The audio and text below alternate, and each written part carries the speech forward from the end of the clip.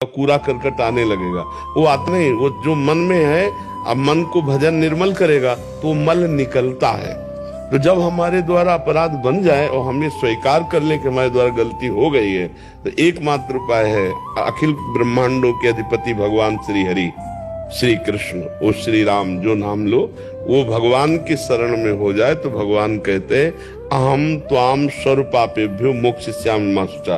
हे भगवान, शरण ऐसे हुआ जाता है, हे भगवान मन से, वचन से, कर्म से मैं आपकी शरण में हूँ। आज से नियम लेते हैं कि अब तक जो हमसे गंदी बात हुई अब आगे कभी नहीं होगी। अब लो नशानी अब ना नशइयो। और हम नाम जब भगवान का करें और सावधान रहें, वो बात भले प्राण छोड़ना पड़े पर अब हम दोबारा वो गलत बात ना करें तो निश्चित 100% भगवान माफ कर देंगे। अहम त्वाम स्वरूपापेभ्यो मोक्षयिष्यामि मा शुचा। और ये हमारे नए कर्म प्रारब्ध नहीं बन पाएंगे और हो सकता है इसी जन्म में हमें भगवत प्राप्ति हो जाए अगर हम निरंतर नाम जप करेंगे। देखो, घोर हिंसक, पापी, चोर, वैश्या या वैश्यागामी बड़े बड़े महात्मा बन गए भगवान की शरण में होकर, तो हमारा कल्याण क्यों नहीं हो जाएगा? निश्चित हो जाएगा। पर एक शर्त है, अब लो नसानी अब ना नहीं हो। आप तक जो किया आज तक अब हम दोबारा ना करें। कर्म का फल तो अवश्य में भोक्तव्यम, पीछे का हम भोग लेते हैं और आगे का हम आग लगा देते हैं। भगवान की शरण में होकर ज्ञानाग्नि के द्वारा या प्रेमाग्नि के द्वारा सारे कर्म भस्म हो जाते हैं, संचित भी, क्रियमाण भी, और प्रारब्ध भोगने की सामर्थ्य आ जाती है। तो हमारे जो कर्म है वो तभी भस्म होंगे जब हम भगवान की उत्तम भक्ति करेंगे। ऐसे साधारण 2-4 माला से भस्म होने वाले नहीं, ये भी समझ लो।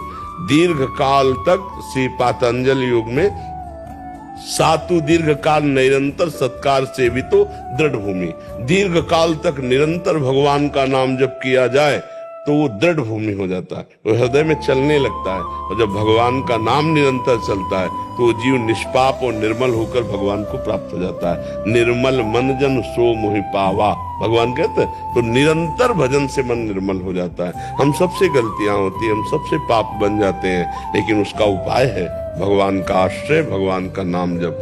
पर अगर कोई भगवान का आश्रय, भगवान के नाम जप का आश्रय लेकर पाप करता है तो फिर बहुत गंदा आदमी है, फिर वो सुधरने वाला नहीं है। जब वो जहां सुधरना, मान लो हमसे गलती हो गई तो हम गंगा नहाने जा रहे हैं और गंगा में हम पाप करें तो अब फिर उसका कहां धुलेगा? तो हम भगवान के आश्रय से निष्पाप होते हैं और उन्हीं का आश्रय लेकर, नाम का सहारा लेकर नए पाप करने लगे, फिर ऐसे की बड़ी दुर्गति होती। तो अगर ऐसा ना करे तो निश्चित पाप नष्ट हो जाएगा। विनय कुमार जी, राधे राधे श्री हरिवंश। राधे राधे महाराज जी। महाराज जी, मैं प्रधानाचार्य हूँ एक स्कूल का। महाराज जी, मैं पिछले 2 साल से आपका सत्संग, एक एकांतिक वार्तालाप और प्रार्थना सभा में अपने स्कूल में बच्चों को भी सुनाता हूँ, सच्चरित्र, भगवत भक्ति और प्रेरणादायक कहानियां। महाराज जी, प्रार्थना सभा अपने स्कूल में जो अच्छी अच्छी बातें बच्चों को बताता हूँ वो बहुत जल्दी भूल जाते हैं बच्चे। इसके लिए मैं क्या करूँ कि स्कूल के बच्चे भागवती को अच्छे चरित्रवान बने? पहली बात तो आपको धन्यवाद कि आप बच्चों के भविष्य के लिए उनमें अध्यात्म बीजारोपण कर रहे हैं, क्योंकि आधुनिक पढ़ाई बच्चों को नहीं संभाल पाएगी।